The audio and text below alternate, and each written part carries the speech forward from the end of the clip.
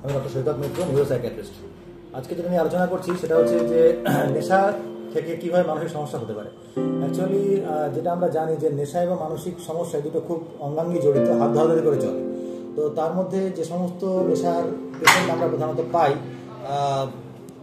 Basically যারা indoor patient হিসেবে ভর্তি হয় অথবা আমাদের দেখাতে আসে, প্রধানত সেগুলো হচ্ছে অ্যালকোহল, গাঁজা, হিরোইন, অনেক সময় ঘুমের ট্যাবলেট ইত্যাদি।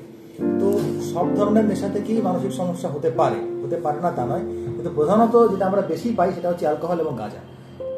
দুটো জিনিস এখানে হয়, একটা হচ্ছে ইনটক্সিকেশন বলা হয়, একটা হচ্ছে উইথড্রয়াল বলা হয়।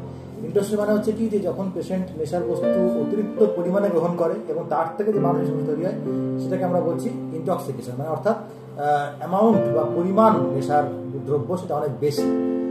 আর আরেকটা হচ্ছে উইথড্রয়াল, যখন পেশেন্ট দীর্ঘদিন ধরে নেশা করার পরে সে হঠাৎ করে নেশার বস্তুটা সে নেওয়া বন্ধ করে দেয়, তখন কয়েকদিনের মধ্যে তার কিছু সিমটম শারীরিকভাবে হয়, সেটাকে বলা হয় উইথড্রয়াল সিমটম।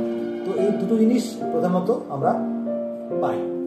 তো এইবারে দুটো, এই যে নেশার উইথড্রয়াল এবং ইনটক্সিকেশন, এই দুটো যে টার্মের কথা বললাম, সেই দুটো অনুযায়ী কিন্তু পেশেন্টের সিমটমও আলাদা আলাদা হবে। তো সেটা যে ডক্টর দেখছেন বা যারা মানসিক স্বাস্থ্য নিয়ে কর্মরত আছেন তারা দেখলে বুঝতে পারবে যে কি ধরনের ট্রিটমেন্টের মধ্যে ব্যাপারটা যাবে, সেটা ইনটক্সিকেশন নাকি উইথড্রয়াল না কি। তো এই দু ক্ষেত্রেই আমরা যেটা বলবো যে মানসিক সমস্যার জন্য অবশ্যই পেশেন্টের আবাসিক চিকিৎসা বা ভর্তি করে চিকিৎসা করা দরকার, না হলে কিন্তু পেশেন্টের অনেক রকম ইমার্জেন্সি হতে পারে যেটাকে ওইভাবে ডিল করা যায় না বাড়িতে। এবং আরও একটা ব্যাপার আমি বলি যে অনেকে জিজ্ঞেস করেন যে নেশা তো আমার ছেলেও করছে অনেকদিন ধরে, 10-12 বছর ধরে করছে, আমার ছেলের তো হয়নি, তাহলে ওর ছেলের কেন হচ্ছে, এরকম একটা বলে অনেকে।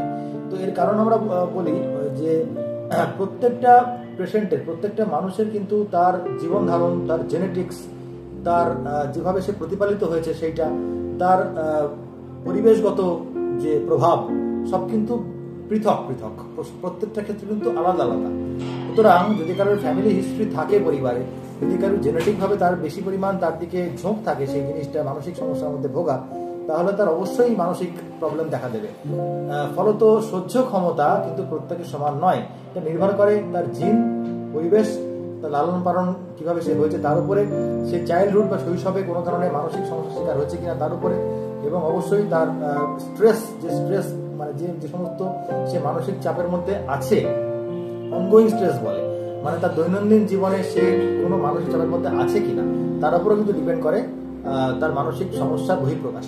তো এতগুলো জিনিস আমাদের কিন্তু মাথায় রাখতে হবে যে সমস্ত নেশা থেকেই যে মানসিক সমস্যা হতে পারে এটা যেমন সত্যি, কিন্তু প্রত্যেকটা মানুষের জীবনে প্রত্যেকটি নেশার প্রভাব কিন্তু ডিফারেন্ট, এবং সেই অনুযায়ী কিন্তু আমাদের চিকিৎসা করতে হবে। আমরা প্রধানত চিকিৎসা করি আবাসিকভাবে, ভর্তি রেখে বেশ কয়েক মাস ভর্তি থাকতে হয়, সেটাও নির্ভর করে পেশেন্টের উন্নতির উপরে, কারো 6 মাস, কারো 9 মাস, কারো 1 বছর লাগে, কিন্তু মোটামুটি তাতে পেশেন্ট একটা জায়গায় চলে আসার পরে, ডিসচার্জের পরে পেশেন্ট কিন্তু চিকিৎসা তারপর চালাতে হবে আউটডোর বেসিসে এবং অনির্দিষ্টভাবে, এটুকুই বলে। অর্থাৎ যদি দেখা যায় যে কন্টিনিউয়াসলি কোনো ব্যক্তি নেশা করে, তার ক্ষেত্রে কিন্তু ডক্টরের পরামর্শ নিন এবং সেই অনুযায়ী চিকিৎসা করুন।